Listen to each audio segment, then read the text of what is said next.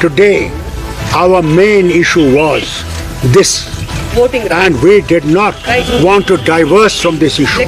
कि ये जो इनने कानून लाया है ये भी एक मुसीबत का घर बनेगी, क्योंकि हर एक को तो पहले पॉलिटिकल पार्टीज को हमारे पास प्रोटेक्शन नहीं है, इनके पास तो हर मजदूर को कैसे ये प्रोटेक्शन देंगे।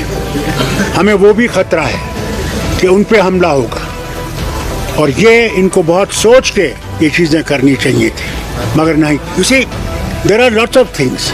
One is to make people aware. That is our job first. Secondly, there are avenues we can go to the court also. We are thinking on that also, aspect also. देखिए, I'll tell you. What about Sikkim? What about Sikkim? Is it on Sikkim?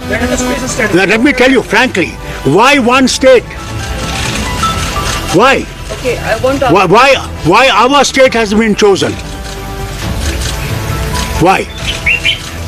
There must be some motive behind it. देखिए, अगर हम लोगों को convince कर सके इसका fall out क्या होगा, तो सब लोग इकट्ठे हो जाएंगे. नहीं तो मुझे बताइए, हमारी डिफरेंसेस हैं, हर पार्टी की डिफरेंसेस हैं, मगर इस मुद्दे पे हम सब मिले हुए हैं.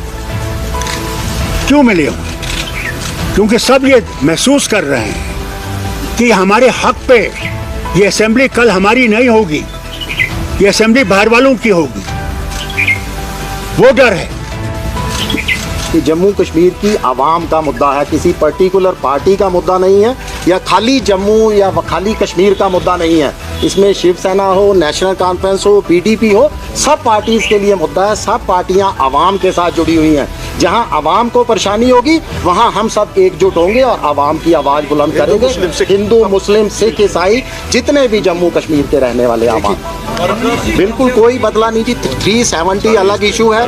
यहाँ पर जो है हमारे पास हमारी जो मांग है कि गैर स्थानीय लोगों को जो वोटिंग राइट्स दिए जा रहे हैं. देखिए, जम्मू कश्मीर की जनता के साथ लगातार विश्वासघात किया जा रहा है. पहले पीआरसी खत्म किया गया, हमें डोमिसाइल के ऊपर लाया गया. जम्मू कश्मीर की आवाम लाइनों में लग के उन्होंने डोमिसाइल बनाए. आज डोमिसाइल को खत्म कर सब बाहरी लोगों को, स्थानीय लोगों को छोड़कर बाहरी लोगों को जो है वोट का अधिकार दिया जा रहा है. बिजनेस, व्यापार, काम धंधा, सब जगह बाहरी लोगों का वर्चस्व बढ़ता जा रहा है, जो जम्मू कश्मीर की आवाम के लिए, खास करके युवाओं के कतई हक के अंदर नहीं है. और इसको लेकर हम सब एकजुट होकर आवाज़ बुलंद करें. मैंने गवर्नर साहब, लेफ्टिनेंट गवर्नर साहब को 5 दिन पहले फ़ोन किया था. मैंने उनसे गुजारिश की थी अपनी तरफ से कि सारे लीडरों को बुलाइए. आज मैंने उनसे गुजारिश खुद की कि बुलाइए हम सबको, कि हम आपसे बात कर सकें. उन्होंने उस वक्त हमसे वादा किया था कि हम आपको बार बार बुलाएंगे. और ये जो घटना हो रही थी, हम समझे कि ये बहुत ज़रूरी है कि आप हमें बुलाएं, मगर कोई उनका जवाब नहीं आया. फिर हमें मजबूरी से महबूबा जी ने मुझे फ़ोन किया कि भाई ये ज़रूरी बुलाइए. और खुदा का शुक्र है कि ये सब जो साथी यहाँ पे बैठे हैं, ये सब आए, अपने मसरूफियात को छोड़ के आ गए और तशरीफ़ लाए कि इकट्ठे हम इस पर सोचें.